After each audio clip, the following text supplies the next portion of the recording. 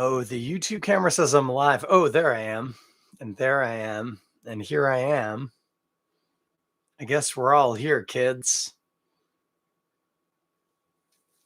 I guess we're all here because it's the Toronto Beer Podcast with me. Oh, wait. Microphone. Hey, it's me, your host, Chris Schreier. Looking at the waveforms, whether my microphone is up here or jammed directly into my nasopharynx, it does not seem to matter. We get the sound. Hey, do you notice over my shoulder? You can see it on Instagram. You can definitely see it on YouTube. You can't see it at all if you're listening to this as a podcast because podcasts do not have video. But if you're watching one of the things, oh, look, my wife just joined in. Hello, darling. She was just in our bedroom just a second ago. She gave me a funny look because I was trying to pose to make the thumbnail photo. Very awkward. Do not recommend. Anyway, hey, did you notice? That's an IPA glass back there. I should be using that, but I don't know how old it is. It might be really dirty. Could be. Didn't I use an IPA glass last week? I did, to drink the Ochame with John and Ryusuke from So Japanese. I don't think that's the same glass. The reason why I'm not reaching for it is because I think actually the reason why it's back there is because my son, who does online school, sits here and he tends to drink milk out of that sort of a glass. And if I'm honest with you, while I'm not afraid of a lactose-based, say, IPA, milkshake IPA, if you like. I don't want to introduce milk into a beer that doesn't actually have it. And I'm drinking a beer. Actually, now that I mention it, I'm pretty sure it doesn't have lactose in it. It's a pretty trendy beer, though. Hey, kids, if you like trendy beers, do you like Thrust, an IPA from Great Lakes? Because if you do, cool, man, that's what I'm drinking. And if you don't, maybe check out another beer podcast. There are a lot out there. I'm certainly not the only one. Anyway, that's what we're drinking tonight. We're having Thrust, an IPA from Great Lakes Brewery. This is a pretty spectacular IPA. Hey, crafty J and a bunch of numbers. Trying to wave at you. Not working. There we go. We got it in the end. Hey, that's what we're drinking. Thrust, an IPA. This IPA, I think I got a story to tell about it, but I think we're going to do the beer thing first and then a bit of food thing. Then I'll complain about how cold it is in this room because this room I think is only tenuously insulated and has no HVAC. I mean, there's a vent right outside the door, but it's not inside the door. It's outside the door. It's cold as. Anyway, I'm cold, but that's good. I like a cold beer. Came out of the icebox. Definitely colder in the icebox. So here we go. Gonna crack this. Hey, by the by, it's snow day. Did you have a snow day today? I had a snow day today. I feel pretty good about my snow day. Oh, I'm not pouring this on the camera. Here we go, kids. If you're watching at home, this is me pouring the beer. Oh, I bumped my microphone. Happens sometimes. What do we got? Well, it's a Guinness glass if you're watching at home. Often a Guinness glass in this household. If you're wondering, this Guinness glass, stolen by hand from a bar in Ireland. Statistically speaking, I stole 5 glasses in one trip, and this is one of the 5. And I stole 4 of them from a bar in Newton Ards in Belfast, and 1 from, I think, the Crown right in Belfast, not Newton Ards. I mean, I want to believe this is the one from the Crown, but I think we have to accept this is probably one of the 4 from the bar in Newton Ards. And many have broken. I don't have many left. I think I have 2. This is one of the 2. Also, don't steal glasses from bars. I know that they get them for free, and that seems like a victimless crime. And nobody has proven me wrong yet. But for the sake of argument, maybe just don't do it. I've worked in bars. It's annoying when people walk out with a glass.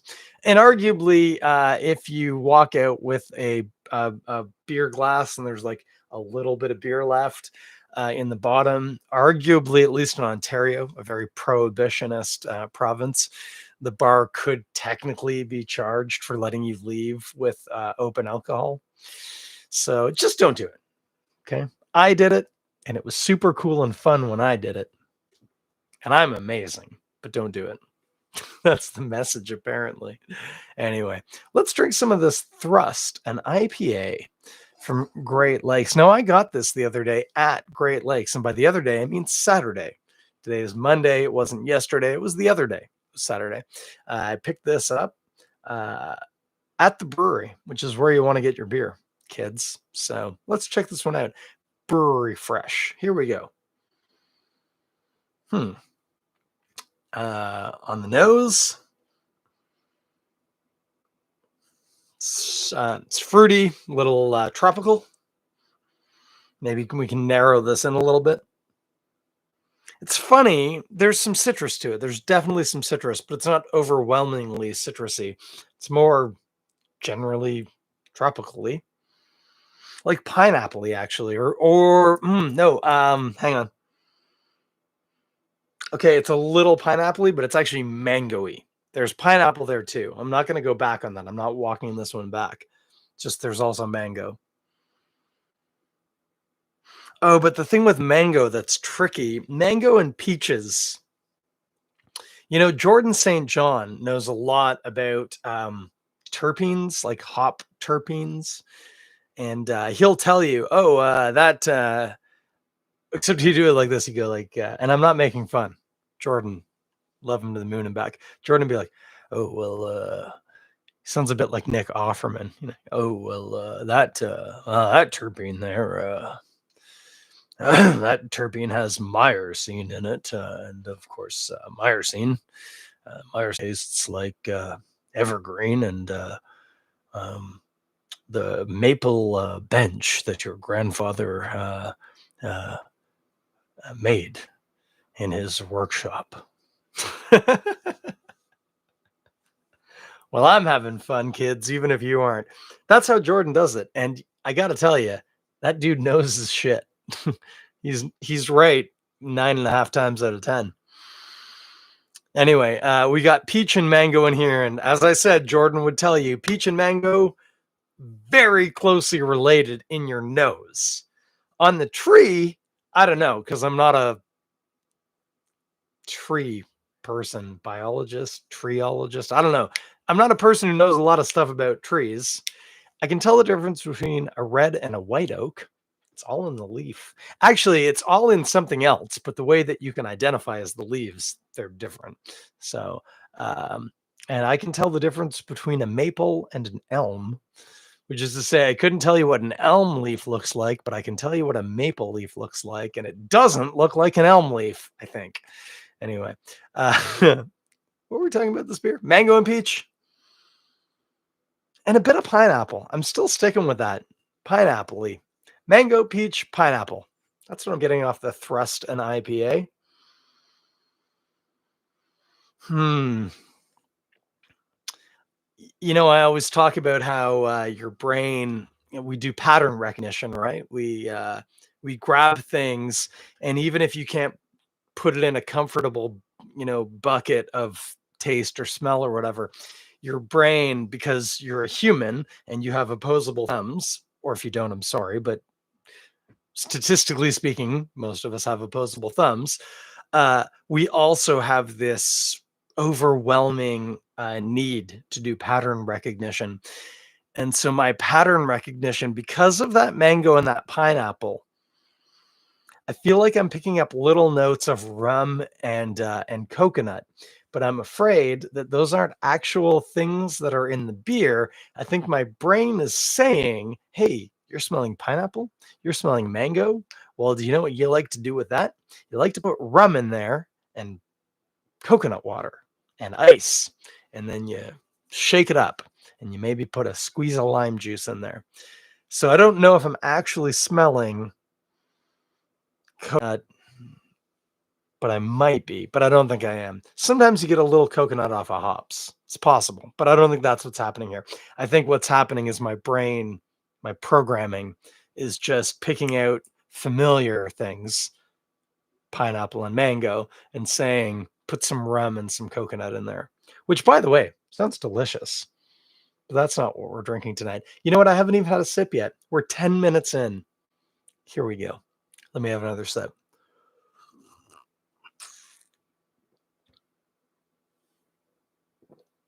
Hmm.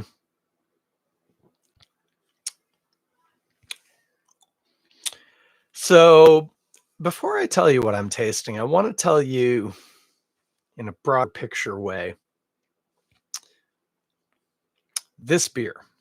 This is an IPA, okay, from Great Lakes. We've talked about this. It's Thrust, an IPA, New England IPA.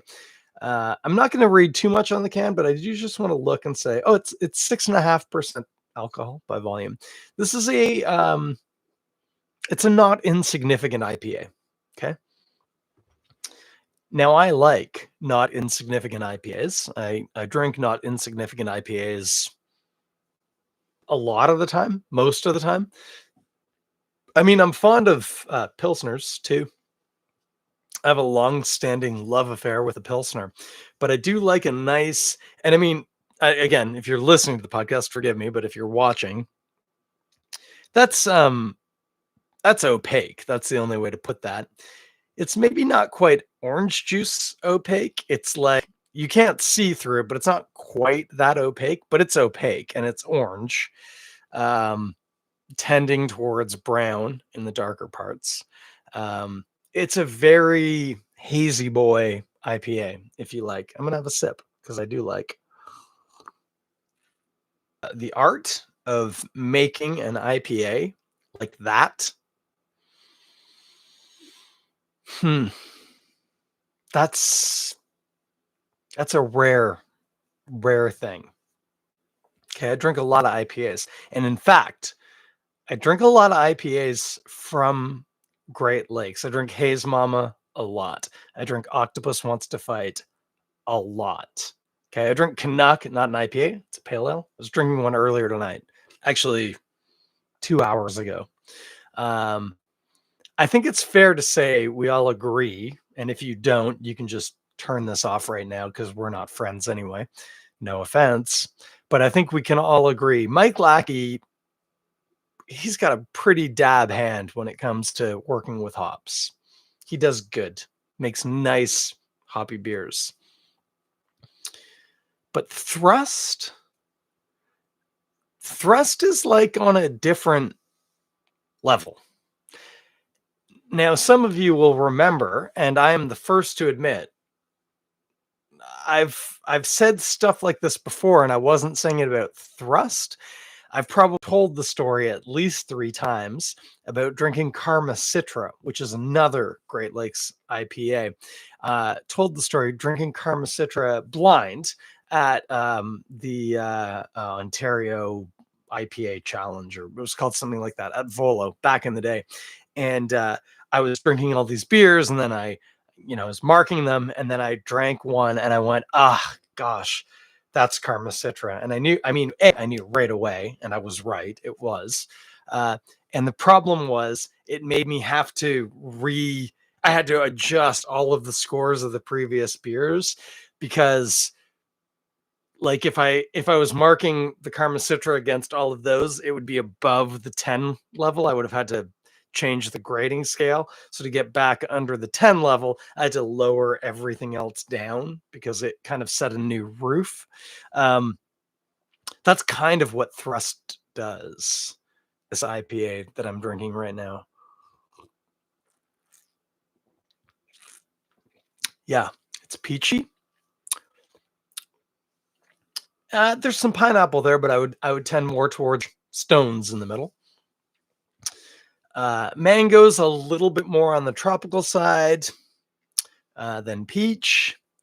Peach has almost an earthy quality, which mango can have. It depends on what type of mango we're talking about here.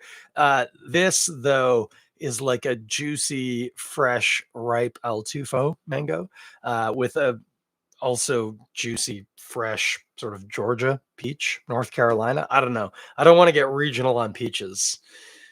Let's just call it. It's a Niagara peach.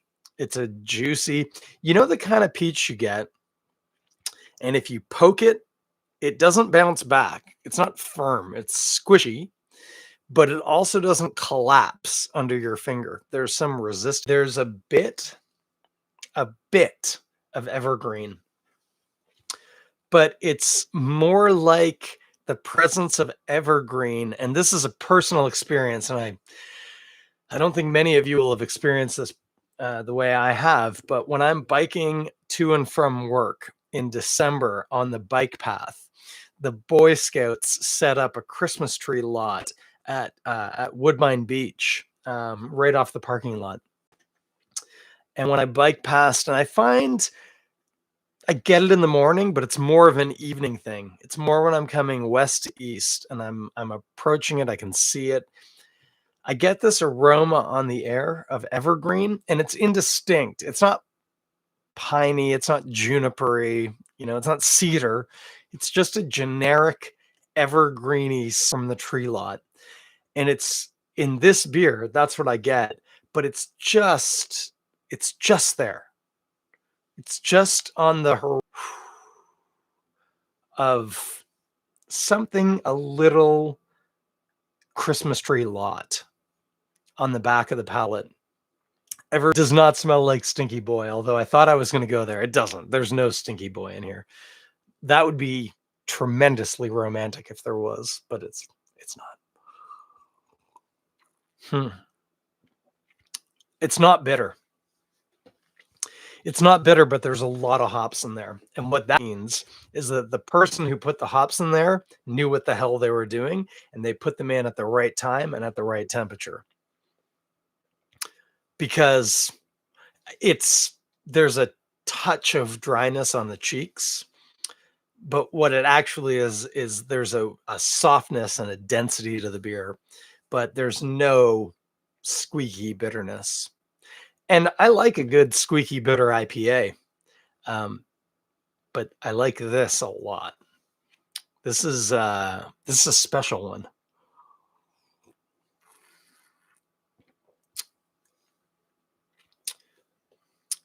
Yep, that's. I could go a lot more in depth and start grabbing small nuancy flavors. There's a little green apple, maybe. I think there's oats in it, but we don't have to go there. What you need to know is it's a predominantly peachy mango-y beer, IPA, not a lot of residual bitterness. There's this glimmer of Christmas tree lot. I'm really trying to grab something malty, but it's beer. The finish, it's a little dry, but it's not squeaky. That evergreen, that Christmas tree lot, it shows up on the back of the palette.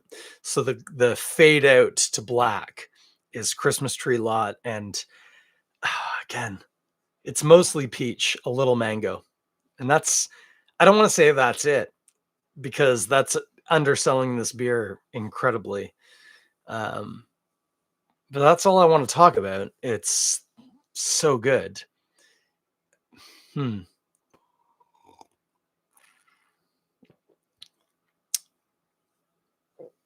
I mean, I was going to say, is it the perfect IPA? That's a hard question. What is an IPA? Who cares? Is it an English IPA? No, definitely not. If this were an English IPA, it fails on a lot of fronts. Is it a West Coast IPA? Nope. Once again, not nearly squeaky and bitter enough. If this were a West Coast IPA, again, total failure. Now, it says on the can it's a New England IPA, and New England. I've never been. Have you? I think the accepted standard is that Heady Topper and, to a lesser extent, Focal Banger from The Alchemist. Those are sort of the cultural touchstones when it comes to the New England IPA.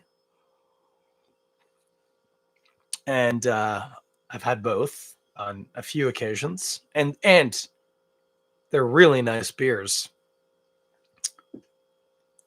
They're great beers, in fact, and I mean, I worry about I worry about that level of like celebrity for a beer. Like if you ascribe that much importance to a beer, it's just a beer at the end of the day. Um, you can't you don't want to attach too much emotion to a thing that's just a at the end of the day an agricultural product. Um, but Heady Topper and Focal Banger are spectacular examples of the style. Uh, where does Thrust enter into that? Well, 6.5%. Heady Topper, I think, is technically a double IPA. Like I think it clocks in like the 8-ish range. So we're looking more at like the Focal Banger here. And again, I haven't had one of those in 3-ish years. But from memory and thinking about what I'm drinking right now, if you're just talking about an exercise of making, um, a 6.5-ish% hazy, hoppy, but all late hopped IPA, I got to be honest with you. I mean, I don't know if there's any better than that, than the Thrust. Focal Banger is fine. I've had it. It's great. If you want to go line up in Vermont or wherever and pick up some cases, you're not going to be disappointed. Um, but I think probably people should be lining up to buy this by the case. I shouldn't have just been able to walk in and grab a couple off the shelf.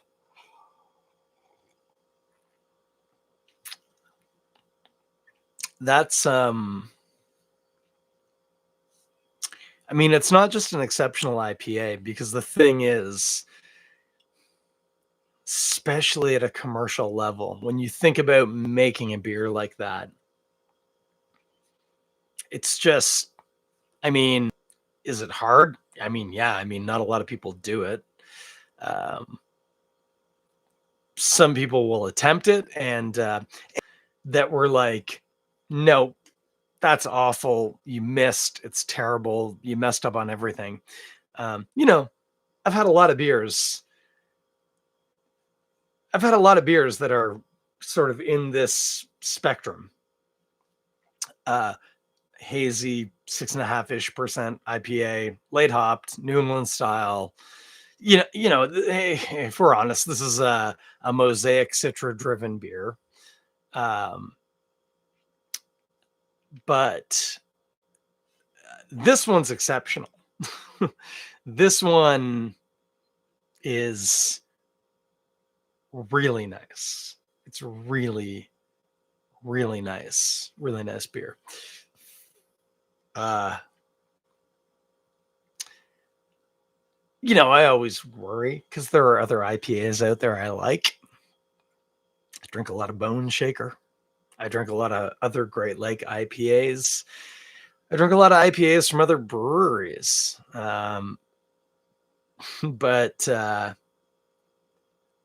But I don't know. I don't know if you can do much better than a Thrust. I think that one. Thrust and IPA, if you're looking for a New England IPA in Ontario, or further afield, but not too far because IPAs don't travel well. Yeah, what the hell? We're here. It's 9:35 p.m. on a Monday night. I'm gonna have a sip of beer and say,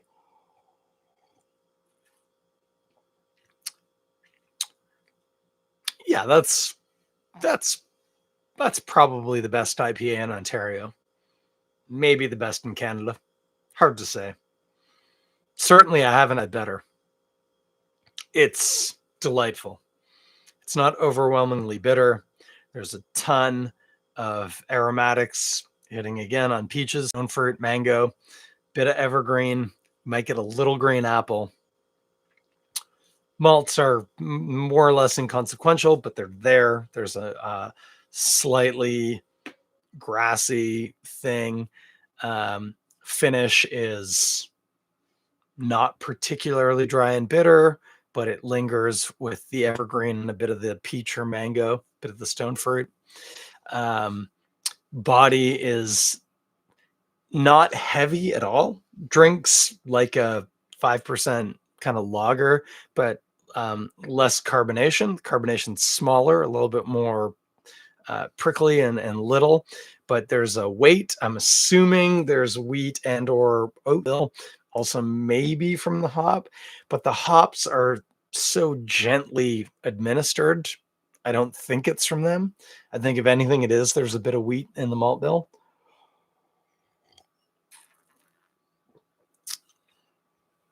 It's hmm, I don't like to say perfect or like tens. Those things are tough.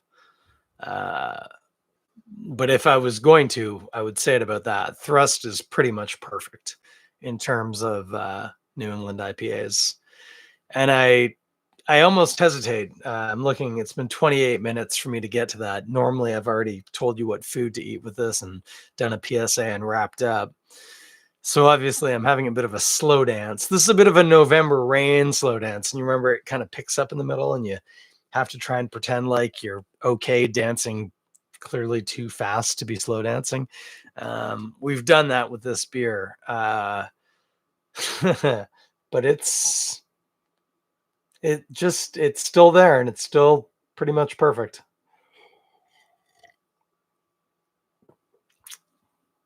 And I mean, that's a hard thing to say because I do. I drink Octopus and Haze Mama all the time from Great Lakes.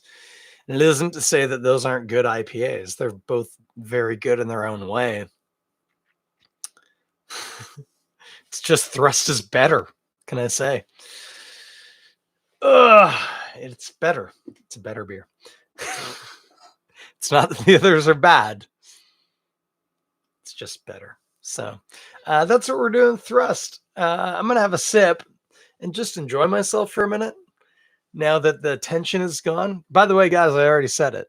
Thrust. It's probably the best IPA out there right now. At me all you want. I'm gonna have a sip and then I'll tell you what to eat with it. You're gonna be surprised.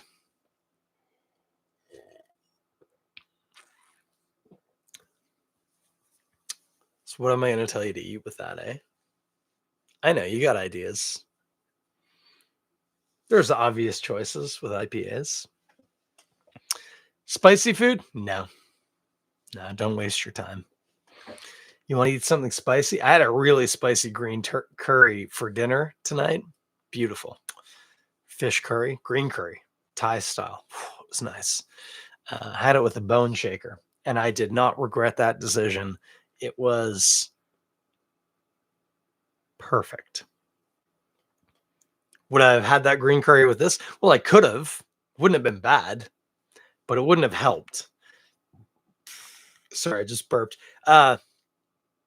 You remember the point of eating a food with the beer. It's not just to say, oh, that's nice. No. The point of the exercise is that, as they say, the sum is greater than the parts, than the combining of the parts. I've gotten that completely wrong. But the point is, would this beer be nice with the spicy food? Yeah, maybe, probably. But we're just going 1 + 1 = 2 there. It would work, but it wouldn't be great. What would be great with this beer?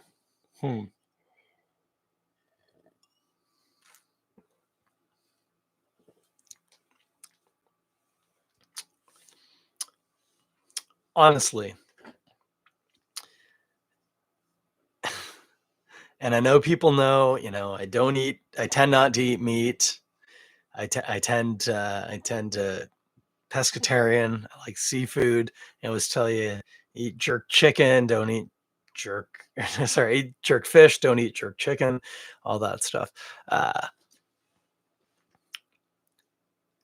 Honestly, this beer, and the thing is, it's not going to take a lot of effort. It's not going to take a lot of artistry, but this beer with some fruits and maybe like a fruity type salad.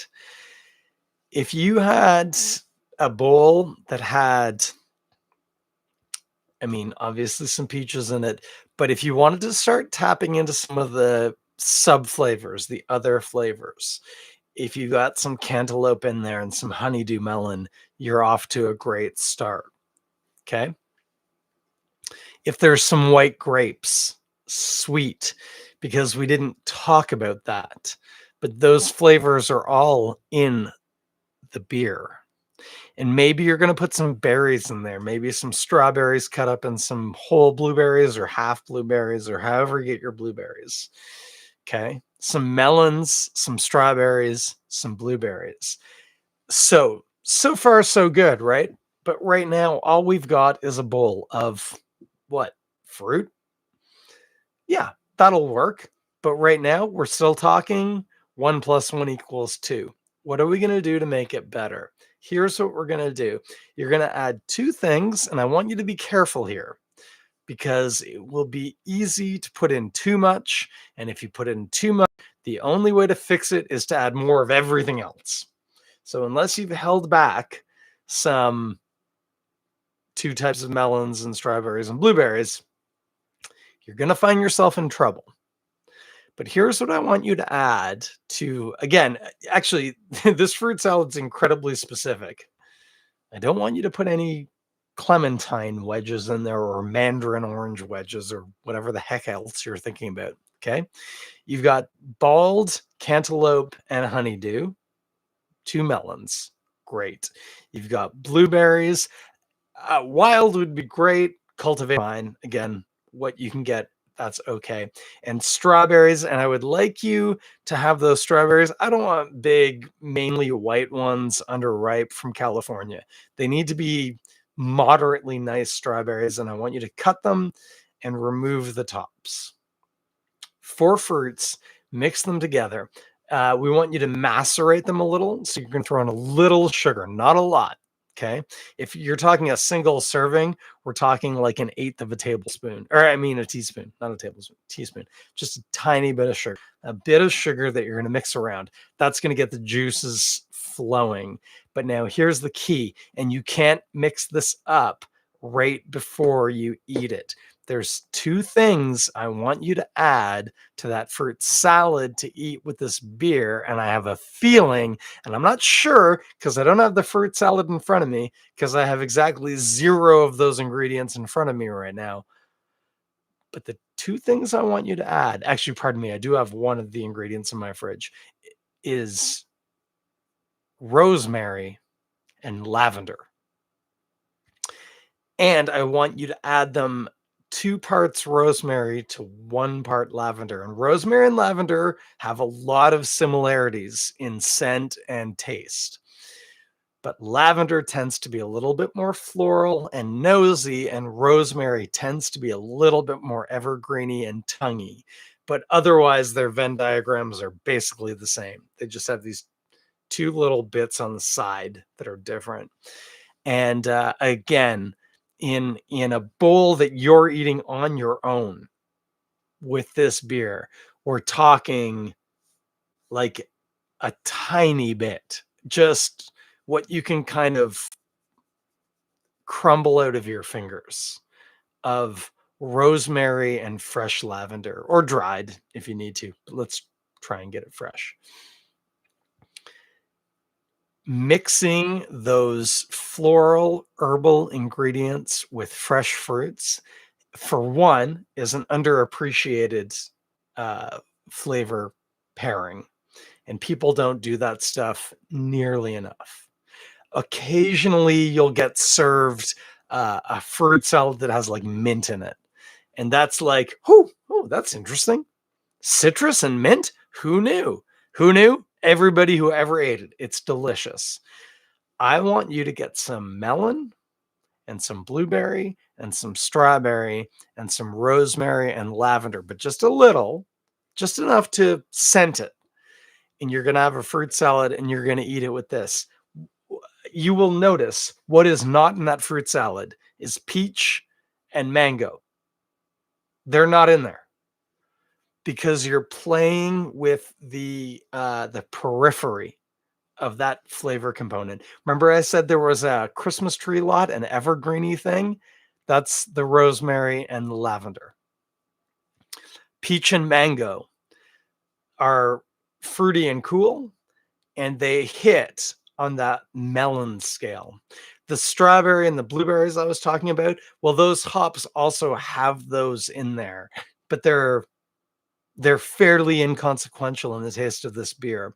But if you eat them, I bet they're going to draw some of that hoppy quality out. That is the kind of pairing that this beer requires. And here's the thing, if I'm honest with you, it's boring as hell. It's a 6 ingredient fruit salad. It's 4 fruits and 2 herbs mixed up and sugar. So add an extra one, 7 ingredient, whatever. Oh, if I'm honest with you, if you're making that fruit salad, and what did I say you're putting in? 1/8 of a teaspoon of sugar, then put in a pinch, a whisper of salt. And I know that freaks people out, but I'm telling you, salt wakes everything up. It makes it all just kind of beautiful. And that's what you want. Menu, and I propose to you, this is possibly the best IPA ever, at least in the province, probably in the country, maybe anywhere. It's probably the best of its kind. So what should you serve it with? 2 types of melon, strawberries, blueberries, and some herbs. That's not super exciting. That's not sexy, but I'm telling you, I bet it would blow your friggin' mind. It would be so good. Man, I wanted to swear there. But I hate that red E. Not too many episodes of these Toronto Beer podcasts have the red E. And this one doesn't, because I said friggin'. So you can thank me for that. I know I could also go back and just beep the words out, but I don't edit these at all. I just cut the top and the tail off and put it out there for other than that, what do we got going on? Well, it was a giant blizzard snow day at work. I biked in and they told me, you didn't have to be here. Go home. Yikes. I thought I was a mailman. Neither snow nor sleet nor rain. No, we can just disagree at the beginning. Snow, you're going to stay home. If you didn't get your mail today, yeah, you and everyone else in Toronto. You'll get it tomorrow, we hope. And I'll be back at that. Other than that, did you have a snow day? Was it a ton of fun? My kids had school. Would have been super cool to be like, nah, just go out and play. Who cares? But man, they've gotten really good at this online learning thing. They didn't do that in my day. Sorry, can I just lean back into my old rocking chair here on the porch with my glass of lemonade and say, when